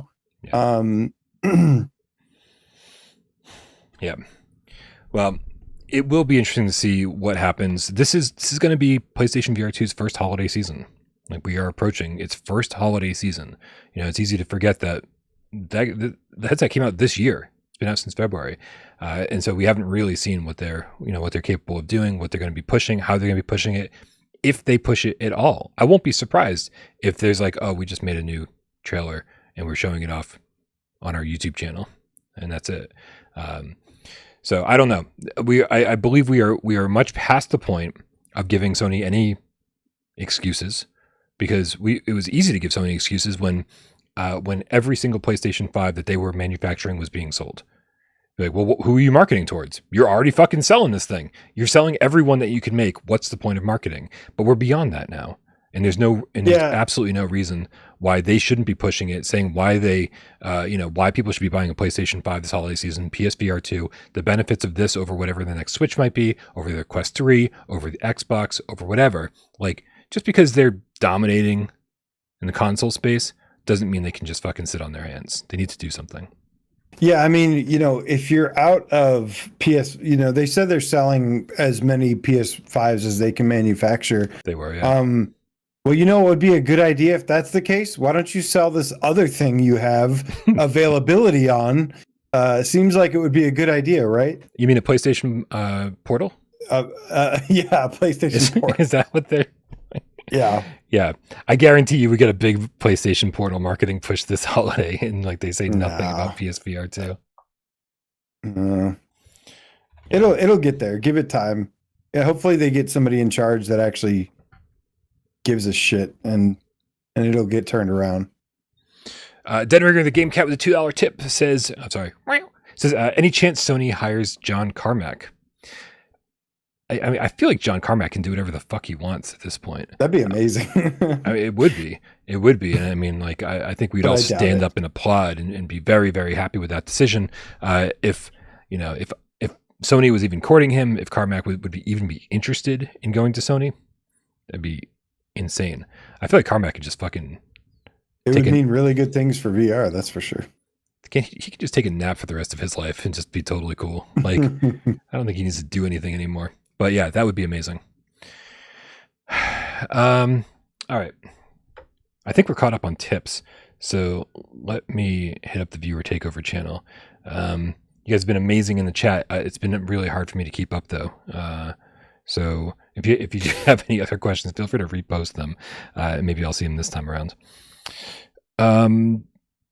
Okay, I didn't even read this one, so I let's cross our fingers and hope it's good. The Boo Oofin. This is Twitcher. Says, hashtag viewer takeover. With the PSVR1 remakes we've been getting lately, I thought an interesting idea for a show would be to take the final top 50 of the PSVR1 and the ones not released or announced yet. You and your co-host would rate out of 5 how likely a remaster would be for PlayStation VR2, 5 being most likely, 0 being no chance. An added element would be how much you want it, also out of 5. I would rather just rate the remasters that we have gotten. That's a lot less work. Yeah, there's a lot less work. But he does bring up a good point. It's funny that people like Jim Ryan will get out there and say no one wants backwards compatibility. Studies have shown it's only 10% of the market. That no one's interested in playing old games. But like half the comments I get on Without Parole are about, oh, this is, why haven't we gotten this PlayStation VR1 remaster yet, or this one or that one, until they bring us Astrobot, I'm not buying a PSVR2. Like, people are absolutely interested in PSVR1 remasters. And yeah, I think specific games, maybe for specific games it would work, but I hate to say it, but we've been getting remasters and I don't hear or see a lot of buzz about it. I feel like they bitched about no backwards compatibility, rightfully so to some degree, but then they get a remaster and they don't give two shits about it. So it's like, there's a lot of distortion. There's too much distortion to tell what people would actually want to buy and support and actually want, and what people just want to complain about what they don't have. Yeah. I feel like the majority of the internet usually just complains about what they don't have. Yeah. Yeah. Oh, I got a comment before the show from somebody saying, there's not enough PSVR1 remasters and we don't have a flight sim. And I don't know how much more of this I can take. What? Like, it's why are we ignoring all of the amazing things that are coming to PSVR2, all the great games that we've been getting lately, and just absolutely fucking focusing on the negative things? Like, every console ever made has had a bunch of games that have come out, highly anticipated ones even, that have been terrible. Absolutely terrible. But we kind of like forget about those and move on. We don't judge the entire console based on those games. But yet, for whatever reason, PSVR2 is being judged differently. We have so many great games already, but we hopefully have a whole lot more great games on the way, and a lot of them are coming this month. I feel like it's really, really hard to shit on PSVR2 right now. And I'm already seeing reviews of the Quest 3 that are totally judging that headset by different standards than they've judged PSVR2 on. So, doesn't get a fair shake, man. Doesn't get a fair shake, and that's why I'm glad we do this show, because it never has. No. No, but again, I don't want to I don't want to be completely dismissive of a lot of the people with my prior comment, because it also has been proven that if you give people what they want, the product will be more successful, right? It will be, in theory, better, be more successful, make more money, because we've seen lots of that happening where, people want something, and then big company A gives something, but they do it their own way, or whatever they think, from sort of whatever think group or marketing AI stuff they use to determine what it should be, versus just actually looking out and online, and kind of actually seeing what the general consensus is. So I didn't want to be completely dismissive, because there is a lot of, I do think there is a lot of value to stuff like backwards compatibility and and all sorts of other things, and remasters for Astrobot and stuff like that. There absolutely is. Yeah. But I also, that being said, I'm just saying, you got stuff like Paper Beast, which is a lot better now. You got stuff like Pixel Ripped, which is better. You got stuff like Crisis Brigade, which is better. All these good games are being remastered, and I'm not seeing anybody really talking about them or supporting them. So you're not really doing a good job of backing it up right now, is all I'm saying. I mean, that goes for every good game that's ever been released, AJ. Unless it's like some kind of military shooter. Too many of the good games don't get enough love. And separation sales figures were so low that like it became apparent immediately that we just weren't going to see any more from Recluse Industries. Although he was working on a remastered kind of PCVR version that he said if he could get the funding would bring to PSVR2. So anything's possible. And, I'm really hoping that like Wanderer, the Fragments of Fate is showing us the potential for some of these PSVR1 remasters when we're not seeing things like Blood and Truth, when we're not seeing things like Astrobot. Like we've been saying, what the fuck? This is absolutely ridiculous. You're leaving money on the table. Why aren't you bringing these games over? Well, here's a completely different business model. Rather than being Paper Beast and charging for an update, or even Angry Birds Isle of Pigs is charging $10 for their upgrade tomorrow, which is kind of crazy. It's a $20 game. It's rather than doing that, like the team over at Mighty Eyes making Wanderer Fragments of Fate are basically giving us no way, like based on what they've shown and based on what they've said they're adding, people would be out of their minds to assume that it's going to be a free update or even a small charge. It looks like they're making a brand new game that, that foundationally springs off of the original Wanderer game that we got. And so I'm happily, I would happily pay them again for that game, pay them for a new version. And I really hope that's what we're going to see from some of these missing in action PSVR1 games. Just complete remakes. Yeah. And I do agree with you, Red Sea Gaming, that backwards compatibility, at the very least, would have served as a really good marketing device. Absolutely. Yeah. At the very least. Yeah. They just didn't want to put in the work. Like, people out there saying, it wouldn't be possible. Anything's possible. Anything's you could definitely possible. Do it. They could have definitely done it. Okay. The fact is like, they could have even made me use my Move controllers for the backwards compatible stuff.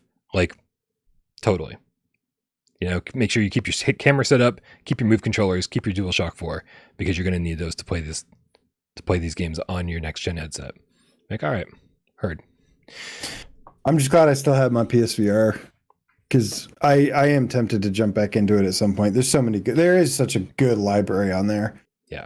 I've been really dying to jump back into stuff like Skyrim and Astrobot, Wipeout. Yeah. Things like that. Yep. Yeah, it's crazy, man. It's crazy. Like I mean, how could we not have a great library? The thing, lived for 7 years. But yeah, people are definitely judging the PSVR2 library way too soon. I mean, way too soon. We already know it has a great library as of right now. But oh my God, if you don't think this library, like, what's funny right now is like, people that just like to shit on it, they'll say like, oh, it has no games. Like Ryan McCaffrey, it has no games. Fast forward 2-3 years from now or something, and it's literally the narrative surrounding is going to be like, which VR headset has the best games? I guarantee you, it's going to be PSVR2. Yeah. Oh yeah, absolutely. No, I mean, again, pull the fucking string that comes out of my back, AJ, because no other VR headset in history has launched with as good of a lineup that PSVR2 did. Period. It's fucking name one, and you can't, because it's absolutely ridiculous. Like we've got AAA games, we got hybrid games, we got just a ton of third party support. We got the best versions of some of these games. Talking about like anything that was on Quest or PC VR, we got better versions of. That was all at launch. And then it just kept getting better throughout the course of the year. And even better than that are the games that came out and weren't so hot. Switchback, Hellsweeper, Green Hell. These games are all being fixed, being added to. We haven't seen the end. Not everything has been perfect, but it will get fixed at least. Right. It's not like, oh, well, throwing the towel on, on Switchback. No, it seems like a lot more is coming to Switchback. Not only did we get our graphics patch, but it seems like they could very well be adding more content to it as well. So are they? I didn't know about this. Oh, well then. I'm just waiting for Happy Funland. I feel like that's going to be better anyways. I feel like if it is good, it could be better than Switchback. And that'd be not visually, but gameplay wise. Yeah. I mean, I think Switchback just didn't amp up the horror the way we wanted it to. Yeah. I don't know, where are we at, man? Where are we at? Let me check Discord. Have you been keeping an eye on the chat at all? I've been trying to keep an eye for good questions. No, I mean, I've been kind of responding to some of the comments, like Red Sea talking about backwards compatibility. Yep. Dan Keeper says, AJ, do a new Dreams video. Nice. Dan, was it you that I was talking about? He says PSVR 1 is worth owning for Dreams alone. I think he just got Dreams like a couple weeks ago. Nice. It's great. And he left a comment saying, hey, I'm so glad you have this list thing. Yeah, man. Another missed op for Sony and the mismanagement of Dreams and stuff that could have been so much more. Again, you know, I'm sorry to beat the dead horse. I'm sorry to sound like a broken record, but like this change up in leadership stuff couldn't have come at a better time, because it was just you just see all that's left out of that could have been so handled and managed so much better. Yeah, I'm just glad to see a change coming. Funky Sloth gives me a good name idea. Brian Paul will haunt you all. I kind of like that.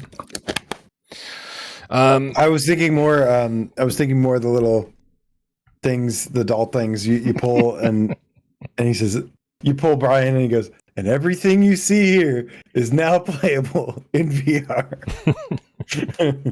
I was thinking about mine. I saw the chat talking about what my little, what do you call those dolls or whatever with the strings? Do they have like a specific name for their thing? But I would think like, it's so sharp, it's so clear, or oh my god, or I don't know, man. Dan clarifies. He says he said I've had Dreams forever, but he only got a PlayStation 5 a month ago, which, as he follows up, he says it unlocks Dreams. Yeah, which right. I agree with, not being so held back by the PS4. It's amazing in Dreams. There was such a huge difference when we loaded that up for the first time on the PlayStation 5. It's great. Okay, let me go back to this over here.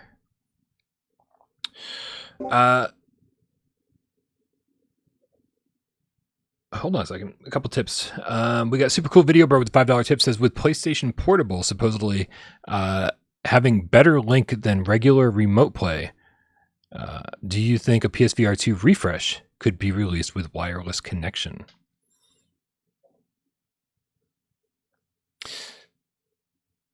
At this point, with the way Sony's treated PSVR2, I'd expect, if anything, PSVR 3 to be wireless at this point. Depending on where VR is at as a whole, like if VR takes off within the, I've already think VR has gone mainstream. Like I think we're already there. Now it just has to get better.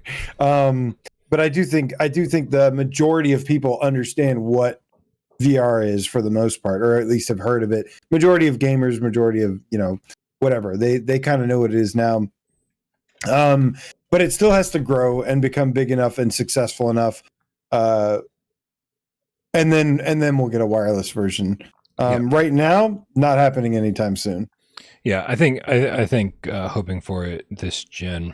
I'm sure I said in the past that like a mid-gen refresh. Yeah, give people the option, because I'm sure it's not going to be cheap to make it wireless. And so I think I said in the past that I believe that maybe there'd be a mid-gen refresh with that option, maybe pancake lenses, maybe whatever, like make it lighter, smaller, whatever, the whole thing that you would want. I don't know. I don't really know. It would be nice for the people who want it. I am baffled by that desire. The cord is so goddamn light, and it's long enough where I've not had an issue with the cable. I think they solved the majority of their problems. Like you just plug it into the front. It's when I traveled with my PSVR 2 when I went to Tennessee. Oh my god, dude! It was just like I plugged it in, and I'm like, I plugged in my PS5 and I plugged in the PSVR headset, and I was like looking around. I'm like, what else do I need to do? Like I'm like, I know there's more. I got it. Nope. That was it. And I fucking streamed live just using that and nothing else. Like I just plugged in 2 things. It's nice, man. It's a big upgrade. Yeah, absolutely. I mean, I still have my PlayStation VR1 hooked up, and like every time I've turned it on, there's been a problem where I'm like, wait, what's not connected? What do I have to unplug? Wait, what's plugged in? Whatever. There's like too many cables. It's crazy. And also, just to clarify, I saw Dershnuff in the chat saying making a wireless PSVR3 would mean that there'd be no jump in quality at all from the PSVR2 gen. We're not talking about a standalone headset. That's the problem Quest is having. That's the problem Meta's having with Quest, is that there's only so much you can do with standalone headsets. The second you plug it into something that's really powerful that has a hard drive, it's fucking limitless, right? So we're just talking about communicating with the PlayStation 5 wirelessly, not having a standalone headset. Kill Artist 1, the Dreamweaver Gamecat with a $10 tip, says, getting the Quest 3 tomorrow. Congratulations. And even though I'm excited to try it out and be able to play VR when I travel, PSVR 2 is amazing. Just beat the Halloween pistol whip level, and the haptics are awesome. Oh yeah, did you play that? The first Elixir of Madness level? I did, and I did like it, but I commented saying, like, I commented on my live stream the other day. You commented on your live stream?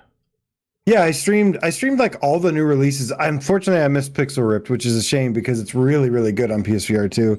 But I wanted to give some love and attention because everybody's talking about Project Wingman, and it's like, guys, don't forget there's like actual good games that have come out. I played Ghost Signal. I did 6 games. I did Ghost Signal. I did Pistol Whip, the new Beat Saber, Waltz of the Wizard, and some other stuff. And yeah, and I like it, but what do you think? I don't know if I'm crazy about Pistol Whip's whole drip feed. Like, let's just give you one thing. Like, I wanted to kind of jump in, play all the pack, and then be done with it. Now it's like, oh, you gotta wait like another week, another month for the next pack, and I'm just like, I don't really care anymore. I mean, it's all spooky themed. It's all Halloween themed. So I'm assuming that the pack will be complete before the end of the month. Yeah.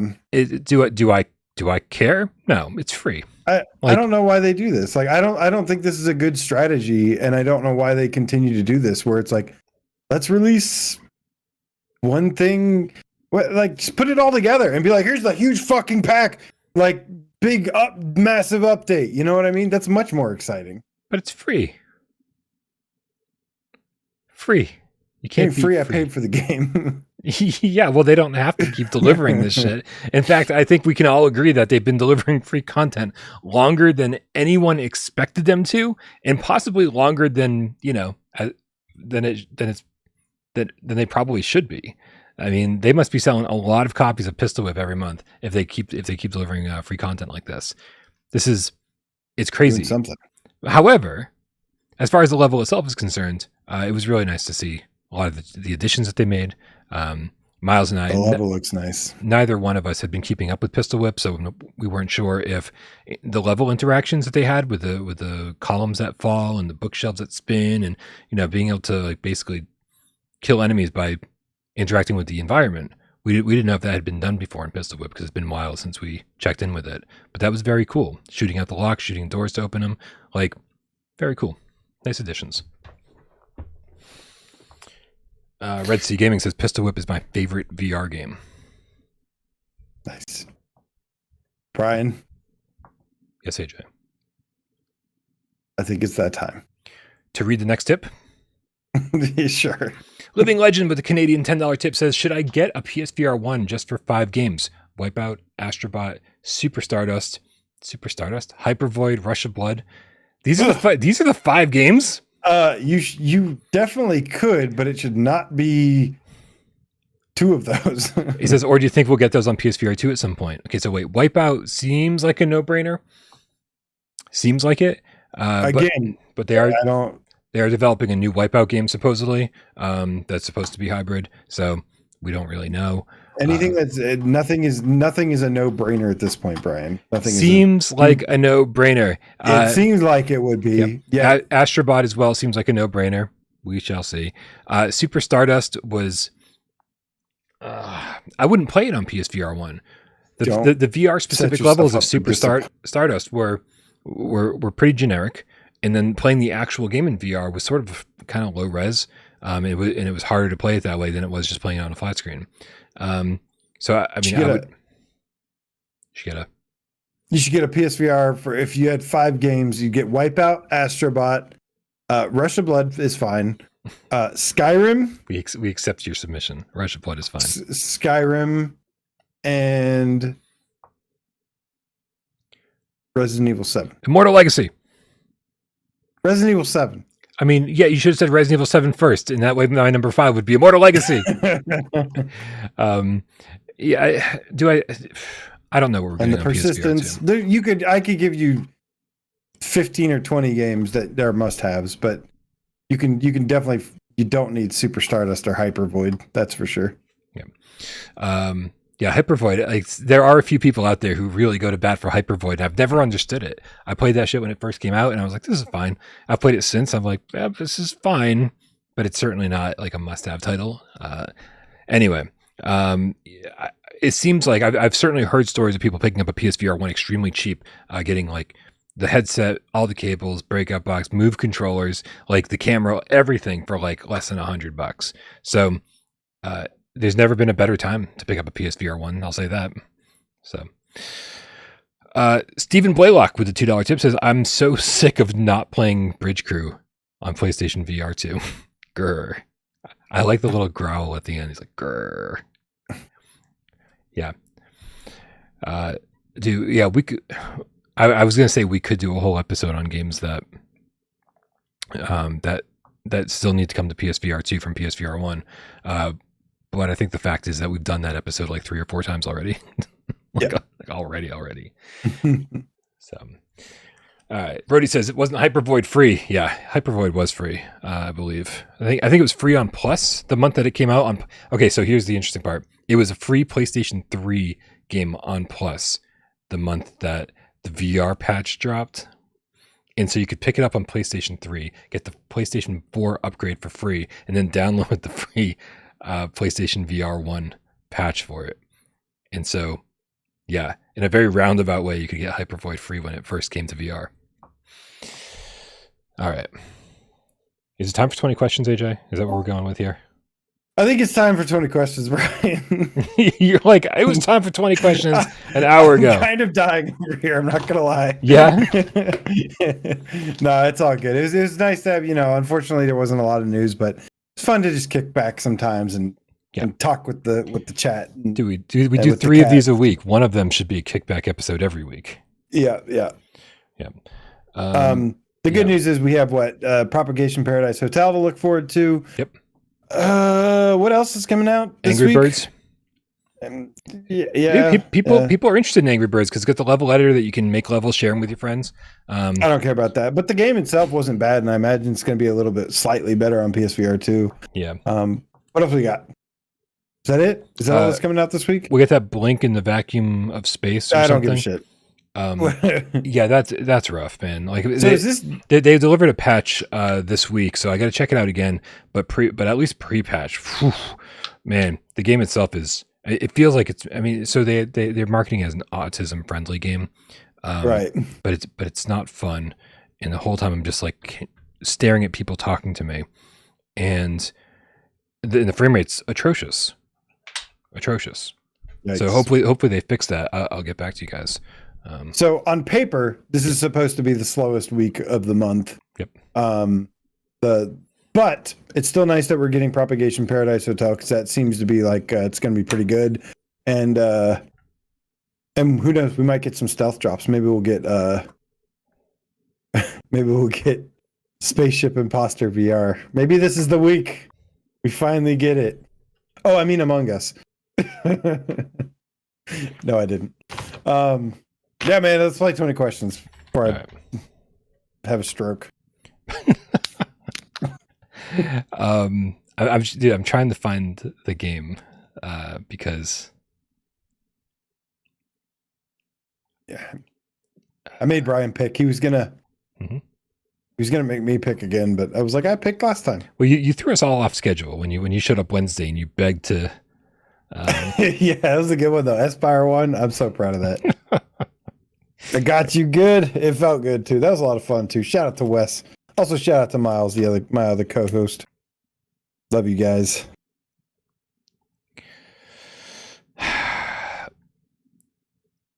Okay, so I have to admit something. I had the perfect game picked out, and then I forgot what it was. So now you just got a random pick? And so I'm trying to rectify that right now. I'm very, very sorry. That's taking me so long. AJ, Quit trying to pick something hard. Are you going to watch a horror movie tonight? I might watch Barbarian. Yes. I need to see that. Good. It's one of those movies that's worth watching once. It's great once. And I tried to watch it again because I saw it in the theater. And then not again. And when I tried to watch it on streaming service, and it was like, wow, this is really difficult to watch a second time knowing what happens. So make sure you don't spoil it for yourself. It was cool. Definitely it was good. Cool. Good. Solid. After watching that, No One Will Save You, it just made me want to watch like Signs again. Oh, Signs was good. I like Signs. I love Signs. Yeah. Or Fire in the Sky, or some other good alien movie. Was Fire in the Sky Aliens good? I remember it being. Yeah, it's all right. It's kind of more drama. Tatum says Barbarian was entertaining, but that's about it. I saw it in the theater. And I will say, I think the first half is better than the second half. So I'll say that. I've already seen Terrifier 1 and 2, which I also highly recommend. Even though I'm not like a gore person, it's just it just felt like a good horror movie. Yeah. All right, man. Time to do this. I'm going to put the clock up on the counter. Guys, make sure you help AJ out. Suggest good questions for him. And then good games based on the answers. I'm going to put 6 minutes up on the clock. You guys got 20 yes or no questions. Only 6 minutes. Figure this out. On your mark. Get Dez. Go. Is it a game that's on PSVR2? No. I had a feeling it wasn't going to be. Did it come out in 2019? Yes. I knew it. I fucking knew it. Does it use DualShock? Yes. Is it a comedy game? No. No. What did you think it was? Trevor. That would have been fucking random. But you're like, I knew it was Trevor, even though we didn't even fucking come up today. Is it sci-fi? No. No, that's 5. Okay, that's 5. All right, I haven't been paying attention, chat. I'm sorry. I burned 5, but we've got 2019 PSVR 1. Let's see. Oh, some people didn't like Terrifier. Okay. It's fine. It's not my favorite. Actually, it's not, I actually thought that was kind of boring. It's not usually my thing, but I thought it was okay. Let's see here. Does it support the Move controllers? Yes. Yes.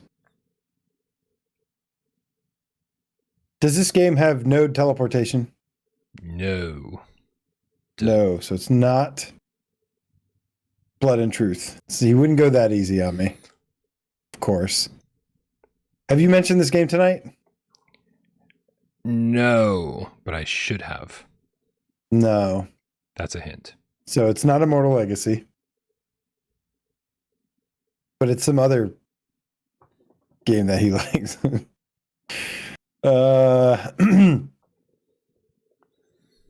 Zombieland. Is this game a horror game, Brian? No. Not a horror game, but it's spooky season, Brian. This just proves I don't know what I'm doing with my life, AJ. We should make it only horror game. No, that would make it too easy. Not a horror game. Only if we open up to all horror games ever made for any console ever. Is this a racing game? No, that's Is there racing in this? No. Nope. That's 10. Ian Stambridge. It is not Rush VR, though that's a good guess. It supports DualShock. Did you say it's a comedy game or no? No, it's not Trover. No, Not it's comedy. not Trover. Is it sporting related? Nope.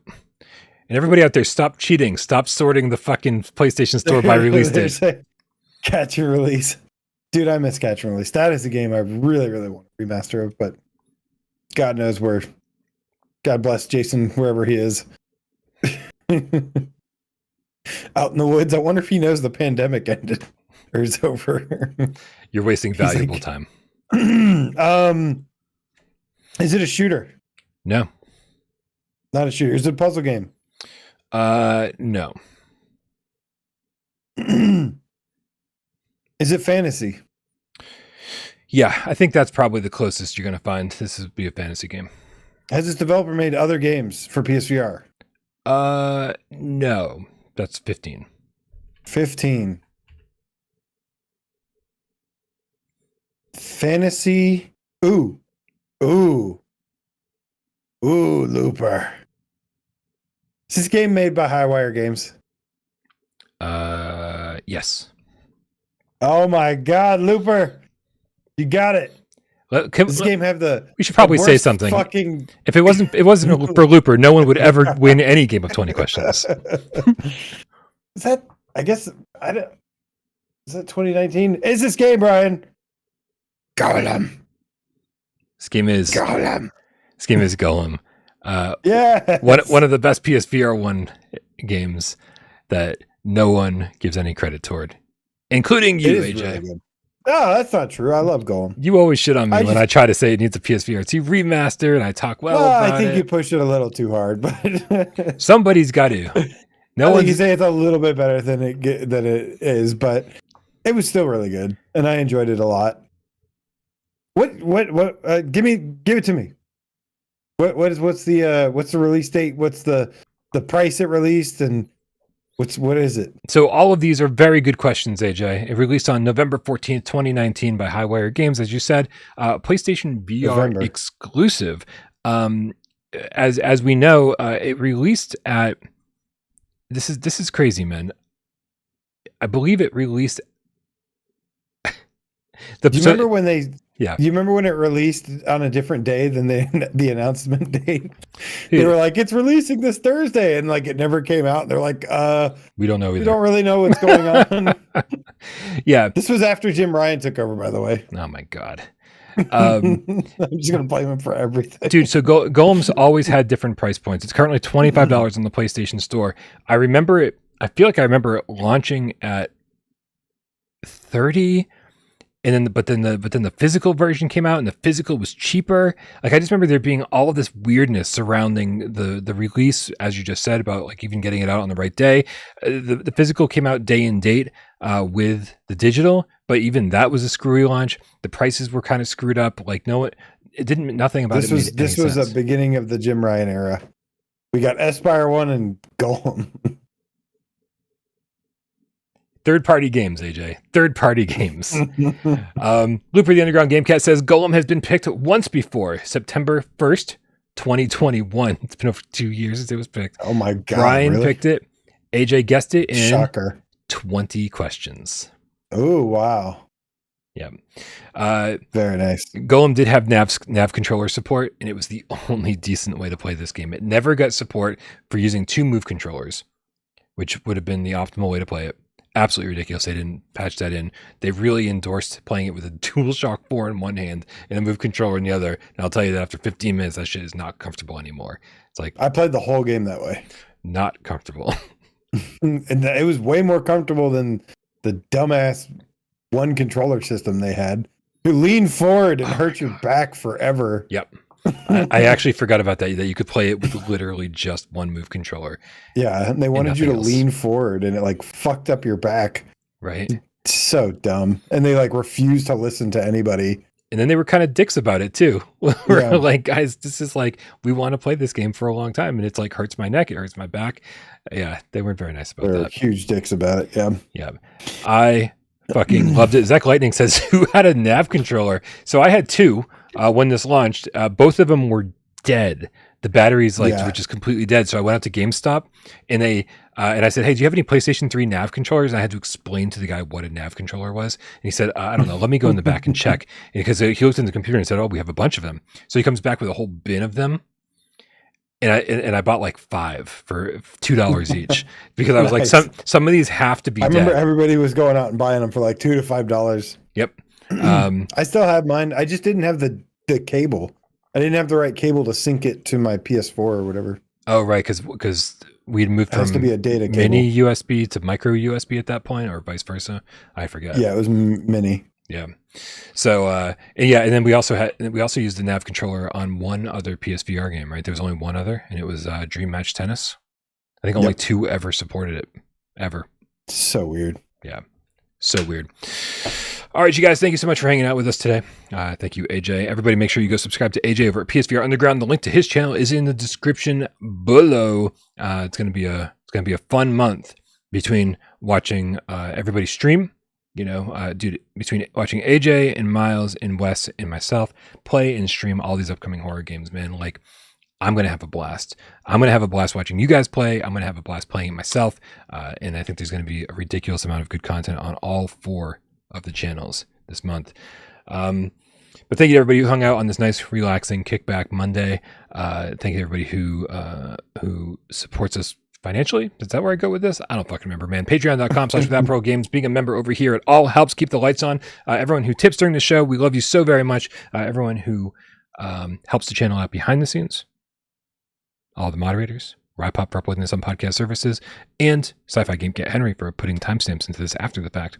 And of course, everybody that hangs out during the show, keeps us entertained while we try to keep you entertained, and all the people out there who sit back, watch the show, and don't say a goddamn word. We know you're out there, and we love you just as much. It's AJ Monday. Cat the motherfucking cue, Brian, because I want to say, see you guys on West Day 2. Dominic Tatarka says, I need Apex Construct PSVR 2 remaster. There you go. There's one person, Brian. Steve Cat, he says. Hulk V3D says Cabin in the Woods. Okay, movie. I think it's a little overrated. Yeah, it's all right. Mark Pringles, Leaf, Poppin', Scott, the PSVR Game Cat for Life, says, thanks for making my Monday suck.